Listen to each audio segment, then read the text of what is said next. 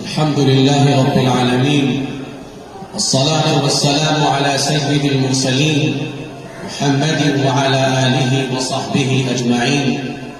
أما بعد، فقد قال الله تبارك وتعالى في كتابه المجيد: أعوذ بالله من الشيطان الرجيم، بسم الله الرحمن الرحيم.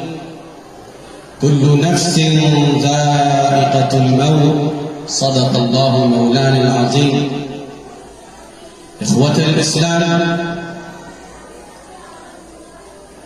قد نعى لنا الأستاذ الشيخ علاء الدين الندبي عبر مولانا الشيخ بلال البجرالبي حفظهم الله بوفاة العلامة الشيخ الجليل الأستاذ محمد واضح رشيد الحسني الندبي، وذلك عند أذان الفجر اليوم. كان العلامة مدير مكتب الشؤون للتعليم والتسجيل والقبول لدار العلوم ندوة العلماء لخنو،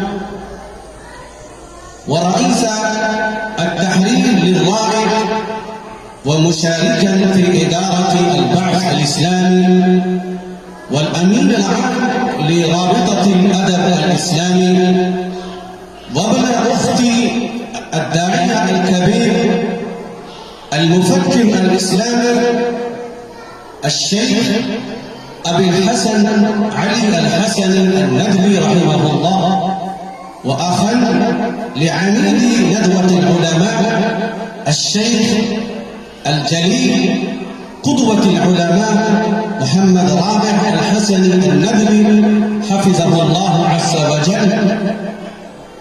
وكان الفقير ألف كتبا غير مقصورة، عربية وغير عربية، وخدم العلوم الإسلامية خدمات جليلة ونبيلة شكرها الله تبارك وتعالى.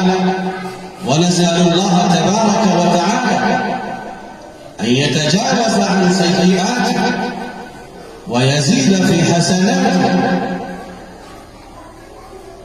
ويجعل العمل الصالح الذي قام به في حياته المباركة الذهبية رفيقه، ويبدله دارا خيرا من ذلك.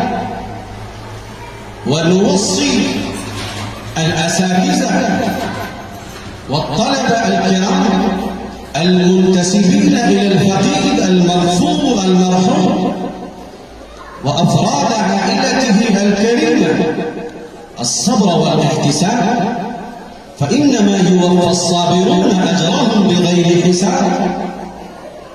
والدعاء له بالاستغفار، وأن يفوز بالجنة والنجاة من النار. فيا أرحم الراحمين، ارحمه وأدخله فسيح جناتك، وأكرم نزله وأنزله منازل الصديقين والشهداء والصالحين، وحسن أولئك رفيقا. ربنا تقبل منا إنك أنت السميع العليم، وتب علينا إنك أنت التواب الرحيم. وصلى الله تعالى على خير خلقه محمد وعلى آله وأصحابه أجمعين برحمتك يا